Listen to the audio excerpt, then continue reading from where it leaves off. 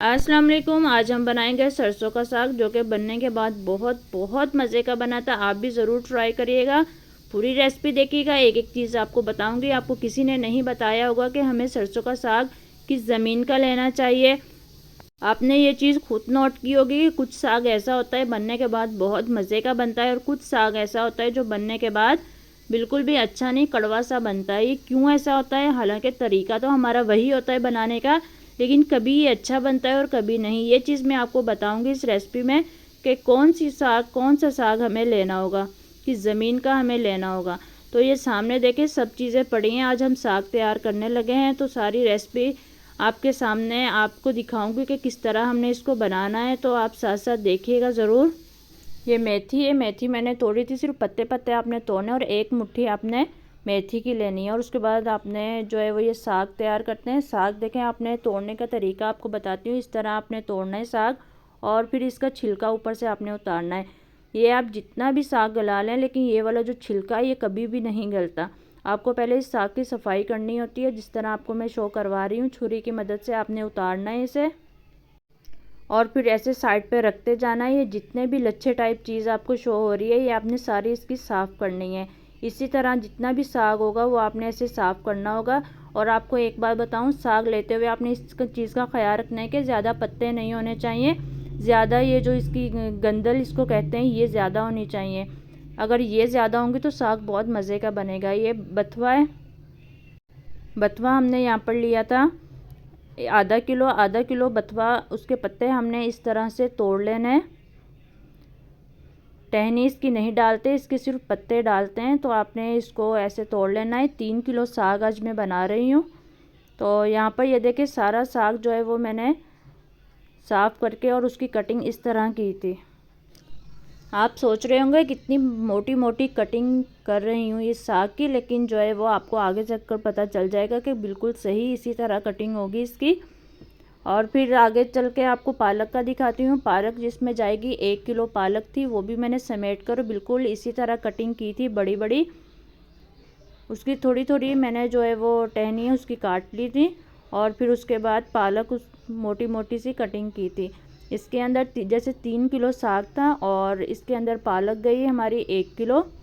आधा किलो इसमें बथुआ गया, और इसमें 1 मुट्ठी मेथी की गई।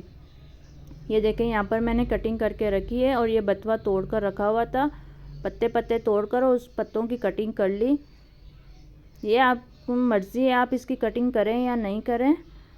तो इन सब चीज़ों को मैंने अब पतीली में डालकर और पानी डालकर चूल्हे पर चढ़ाया है।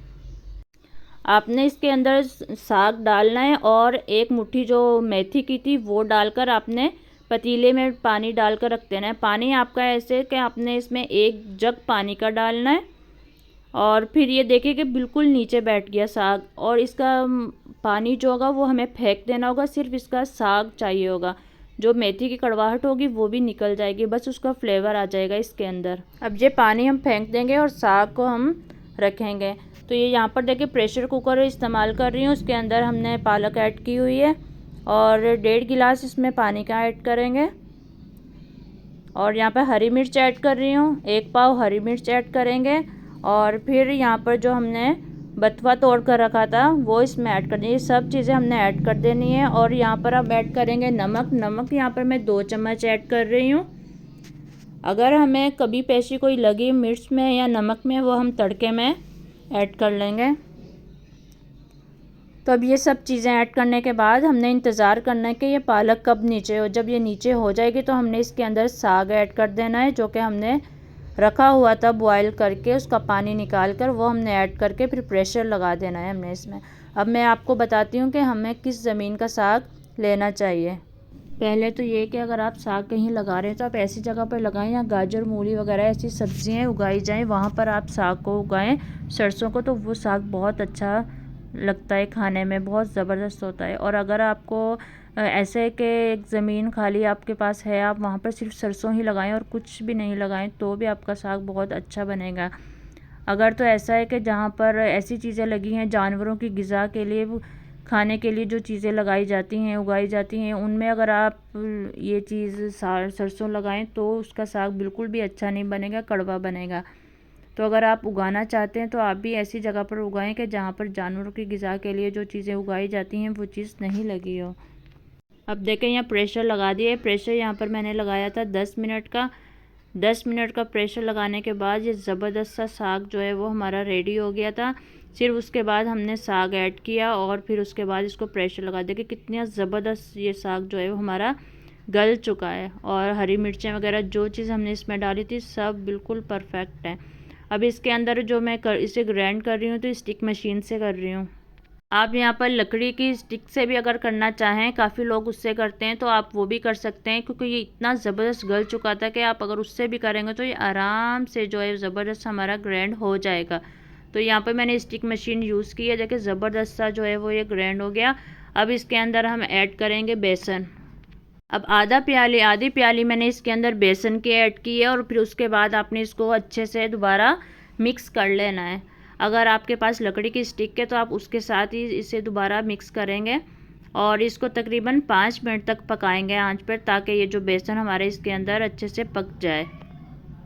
रेसिपी अच्छी लग रही हो तो ज़रूर लाइक करिएगा, शेयर करना नहीं भूलिएगा। चैनल पर नए हैं तो सब्सक्राइब करिएगा, बेल आइकन को प्रेस करिएगा ताकि आपको मज़े मज़े की रेसिपीज़ मिलती रहें। देखिए यहाँ पर हमारा जो है वो बेसन ज़बरदस्त सा इसके अंदर पक चुका है। अगर आपको जल्दी से साग रेडी करना हो तो आप प्रेशर कुकर का इस्तेमाल करें, बहुत जल्दी साग बन जाता है। साग हमारा रेडी है। अब इसको हम तड़का लगाने के लिए तैयार करते हैं। तो सबसे पहले यहाँ पर मैंने ऑयल ऐड किया है, उसके अंदर आधा प्याज ऐड किया था और यहाँ पर लहसुन अदरक का पेस्ट। इसमें अदरक की क्वांटिटी ज़्यादा हो तो बहुत टेस्टी ये साग जो है वो खुशबू बहुत अच्छी हो जाती है साग के अंदर। एक हरी मिर्च टेस्ट के लिए मैंने इसमें ऐड की है। अगर आपको कम लगे मिर्च साग में चेक कर लीजिएगा, तो आप इसी स्टेप पर हरी मिर्च कूट के डाल सकते हैं। यहाँ पर मैंने नमक ऐड किया था क्योंकि मुझे थोड़ा सा कम लगा था नमक उसमें साग में। तो यहाँ पर ये देखें, यहाँ पर मुझे मिर्च बिल्कुल परफेक्ट लगी। अगर आपको कमी पेशी लगी आप इसी स्टेप पर इसे ऐड कर सकते हैं। और ये देखें, थोड़ा सा साग मैंने तड़का लगाया है, बाकी का साग मैंने जो है वो फ्रीज़ किया है। तो आप भी इसी तरह करिएगा। देखें इसके अंदर अब मैंने साग ऐड कर दिया। अब आपने इसको पकाना है। कुछ देर आप इसे पकाएंगी ताकि जो अदरक का टेस्ट है वो इसके अंदर चला जाए, तड़के का टेस्ट इसके अंदर चला जाए। अब देखें यहाँ पर पक रहा है। थोड़ी देर आपने इसको तकरीबन 5 से 7 मिनट तक इसको आपने पकाना है। काफ़ी मेरी बहनें इसमें टमाटर ऐड कर देती हैं, लेकिन उसका टेस्ट बिल्कुल भी अच्छा नहीं आता। अपने साग का टेस्ट ही वो ख़त्म हो जाता है। तो आपने ये चीज़ें ऐड करनी है और बिल्कुल इसी तरह बनाना है। देखिएगा बहुत मज़े का बनेगा। और इसके अंदर आपने असली घी ऐड कर देना है। असली घी ऐड करने के बाद इसके अंदर आपने धनिया ऐड कर देना है और फिर इन दोनों को आपने मिक्स करके 1 या 2 मिनट सिर्फ दम पे आपने रखना है, ताकि धनिया का कच्चापन ख़त्म हो जाए और जो हमने इसमें असली घी ऐड किया है उसका टेस्ट भी इसके अंदर अच्छे से आ जाए। तो देखें यहाँ पर हमारा साग अब रेडी हो चुका है, बहुत ही मज़ेदार। इसको आप बाजरे की रोटी के साथ खाएं, मकई की रोटी के साथ खाएं और इसका मज़ा और दुबाला करें। चलते हैं फिर अब हम। अल्लाह हाफिज़।